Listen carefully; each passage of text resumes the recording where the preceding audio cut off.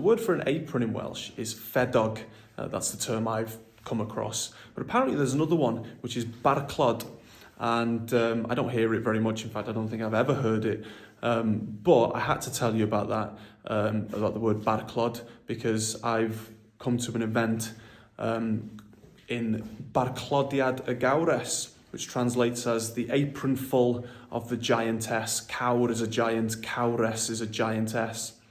And it's just an amazing place. I feel so lucky to be able to come here. Barclodiad y Gawres, and the idea is that there was an old giantess, a Cawres, who was carrying a lump of stones in her fedog, in her barclod, and it just got so heavy, too heavy for her, and she dropped them all and left them like this. And we now know it's an old burial chamber, but those old stories are amazing, and it's not too far away from the same age as Stonehenge, and the idea of giants comes through there as well, where you have the Welsh name for Stonehenge is Cor y Cewri, the choir of giants, and another idea about these huge humans, either in size or stature, dropping these stones as they are. But there you go, Fedog, Barclod,